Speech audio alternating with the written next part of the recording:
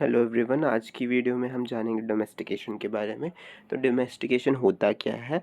तो ये जो प्रोसेस है जब लोगों द्वारा प्लांट्स को ग्रो किया जाता है या एनिमल्स की देखभाल की जाती है, उसी प्रोसेस को डोमेस्टिकेशन कहते हैं। अक्सर जो प्लांट और एनिमल है उनको पाला जाता है इंसानों द्वारा, लोगों द्वारा, जो कि काफ़ी ही डिफरेंट थे, भिन्न थे जो भी वाइल्ड प्लांट और एनिमल्स के कंपैरिजन में। ठीक है? तो इसलिए लोग क्या करते थे, प्लांट और एनिमल्स को यूज़ किया करते थे डोमेस्टिकेशन के लिए।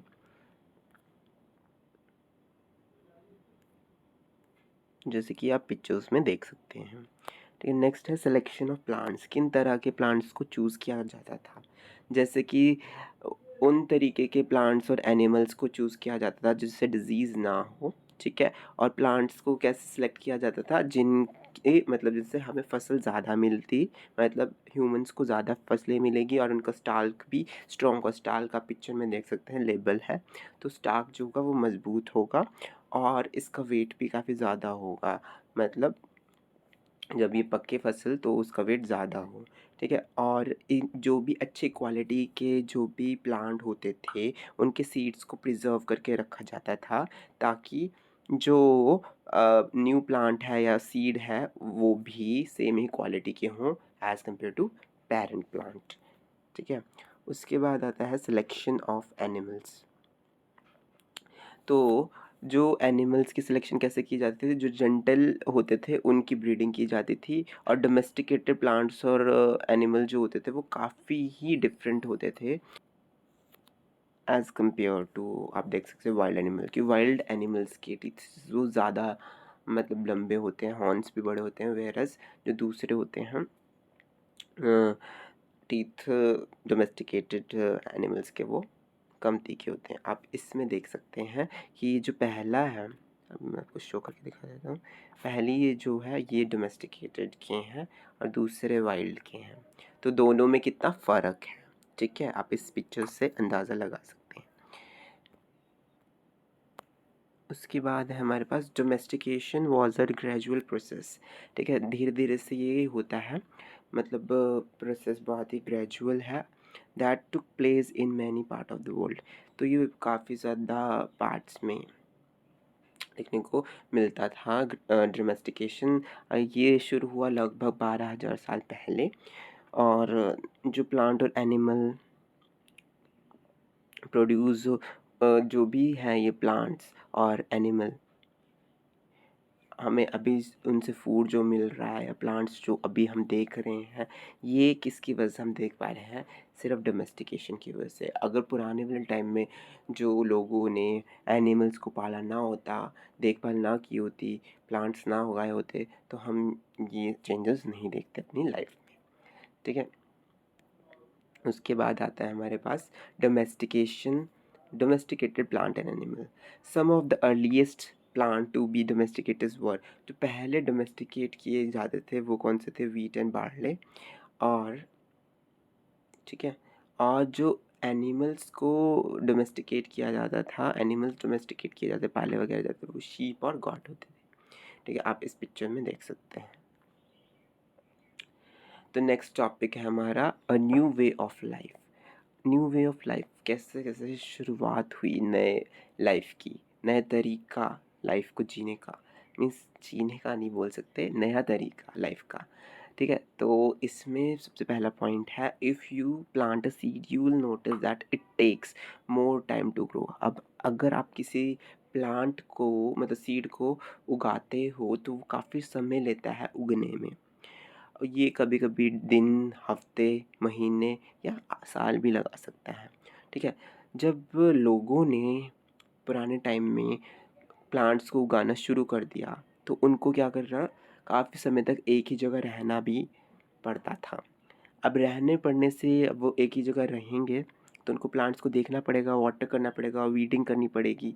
ठीक है, वीडिंग मतलब जो भी अनवांटेड प्लांट्स हैं वो बाकी जो मेन क्रॉप्स के न्यूट्रिशन अब्जॉर्ब ना कर दे, उसको हटाने को ही वीडिंग कहते हैं हम। तो वीडिंग जो भी है, ये सारी चीज़ें लॉन्ग टाइम तक हमें देखनी पड़ती थी, इंसानों को देखनी पड़ती थी। ठीक है, और कैसे उनको एनिमल और बर्ड से अपनी क्रॉप्स को बचाना है जब तक वो पूरी पक ना जाती हो। तो ये सब कुछ देखना बहुत ही ज़्यादा ज़रूरी था और वहाँ पे एक लंबे टाइम तक स्टे करना भी ज़रूरी था। आप देख सकते हैं जैसे कि इसमें वाटर किया गया है, प्लोइंग की गई है ताकि लूज़ हो जाए सॉइल और उग सके क्रॉप। ठीक है, तो नेक्स्ट पॉइंट है फिर ग्रेन जो भी थी, जो भी काट दी है, अब उसको क्या केयरफुली हमने यूज़ करके रखना है। स्टोर भी तो करना है इतना ज़्यादा ग्रेन अगर है, ठीक है, फूड की तरह, सीड की तरह, ठीक है। तो स्टोर के लिए, स्टोरिंग के लिए भी ध्यान रखना, उसके बारे में सोचना, ये भी बहुत ज़्यादा ज़रूरी हो गया था। काफ़ी ज़्यादा एरियाज़ में क्या होता था, उन्होंने बड़े बड़े लार्ज क्ले पोट्स बनाना शुरू कर दिए या बास्केट शुरू कर दी बनाना, ताकि जिसमें वो अपने ग्रेन स्टोर कर सके, या dug pits into the ground, means underground के यहाँ पे एक पिट, खड्डा सा खोदना शुरू कर दिया जिसमें वो अपने ग्रेन्स को क्या कर सकें, स्टोर कर सकें। आप देख सकते हैं पहली पिक्चर में कि ये देखो, ये ग्रेन वाले हैं, ठीक है। आप देख सकते हैं ग्रेन को पिट, डग पिट, ठीक है, ये चीज़ है।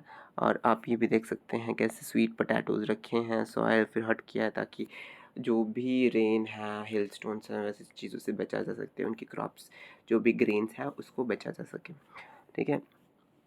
आप पिक्चर्स में ये सारी चीज़ें देख सकते हैं।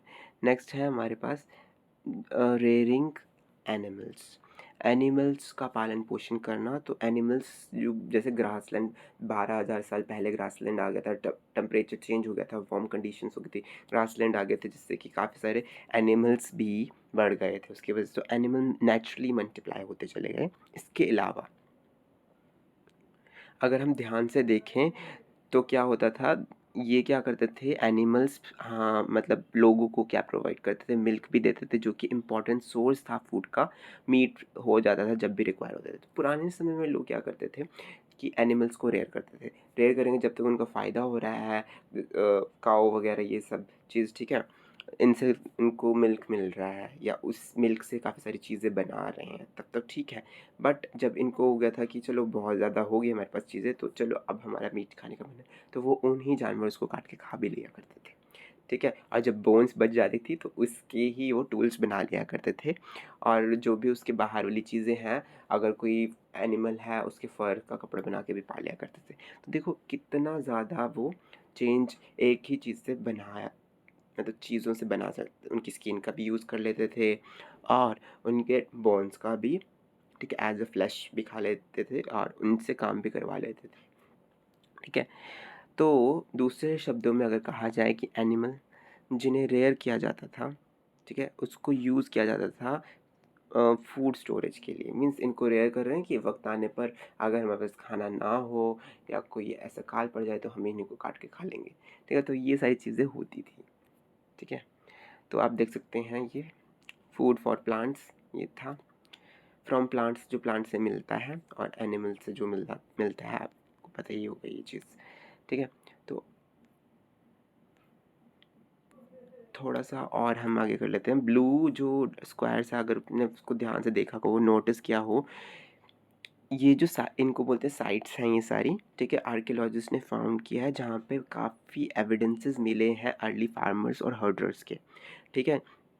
ये हमारे सारे सब कॉन्टिनेंट्स में देखने को मिली है साइट्स, ठीक है। मोस्ट जो इम्पॉर्टेंट है वो है नॉर्थ वेस्ट, जो कि प्रेजेंट डेट कश्मीर में है, या ईस्ट और साउथ इंडिया है, वहाँ पे साइट देखने को मिली है फार्मर्स और हर्डर्स के जो भी है एविडेंसेस, ठीक है। इसमें ब्लू तो नहीं दिखेगा आपको, बट मैं आपको कुछ चीज़ें करके बता देता हूँ यहाँ पे। ये वाले जो हैं स्क्वायर वाले डॉट्स, ठीक है, चिरांद, ठीक है, डाओ, जाली, हेडिंग, योगी, प्यारमपाली, पैरमपली, ठीक है, और भी मेहरगढ़, मेहरगढ़ भी है, काफ़ी सारी चीज़ें हैं, आप इसको देख सकते हैं, ठीक है। बर्ज़ोहोम ये बहुत इंपॉर्टेंट साइड है, तो ये कश्मीर साइड है बर्ज़ोहोम। तो ये सारी चीज़ें थी।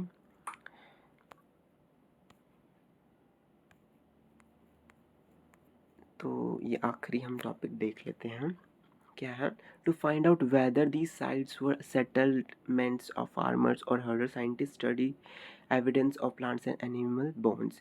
तो इससे पता लगाने के लिए कि ये साइट्स जो हैं ये फार्मर और हर्डर्स की सेटलमेंट्स हैं, तो साइंटिस्ट ने इसको एविडेंस को स्टडी करना शुरू कर दिया, किसके, प्लांट्स और एनिमल्स की बोन्स के।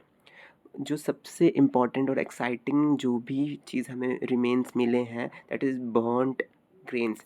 ग्रेन्स जली हुई मिली है, ये मे बी एक्सीडेंटली बर्न हुई होगी या किसी पर्पस के द्वारा इसको बर्न किया गया होगा, तो इस ये भी देखने को मिले हैं काफ़ी जगह। Scientist can identify these grains and so we know the number of crops were grown in different part of the subcontinent. Scientist ने इनका पता लगाया कि ये किस तरह की क्रॉप्स थी और कहाँ कहाँ उगाई जाती थी सब कॉन्टिनेंट्स में। तो इससे हम पता कर सकते हैं कि पुराने टाइम में कैसे क्रॉप्स उगा करती थी और एक्सीडेंटली बर्न हुई या किसी पर्पस द्वारा बर्न की गई हुई। वो और भी जानते थे, मीन्स डिफरेंट डिफरेंट एनिमल्स की बोन के बारे में वो स्टडी भी किया करते थे। जैसे कि ये क्या है, ग्रेन्स बर्न उन्हें मिली है तो वो पता कर सकते थे कि किस ग्रेन्स को जलाया गया और किस टाइम वो यूज़ करते होंगे या खाते होंगे। आने वाली वीडियो में हम देखेंगे कि कैसे सेटल हुई लाइफ, जो भी थे लोग पुराने टाइम के अर्ली पीपल थे, हंट गैदरर्स थे, एग्रीकल्चर में शुरू हो गए, स्विच होने शुरू हो गए, कि सेटल कैसे होने लगी लाइफ, वो हम अगली वीडियो में देखेंगे। तो अगर आपको मेरी वीडियो समझ आई हो तो शेयर कीजिए, सब्सक्राइब कीजिए, लाइक कीजिए और बेल आइकन को भी हिट कर दीजिए ताकि आने वाली वीडियोज़ का नोटिफिकेशन आपको बिल्कुल टाइम पर मिल जाए। Thank you for watching it.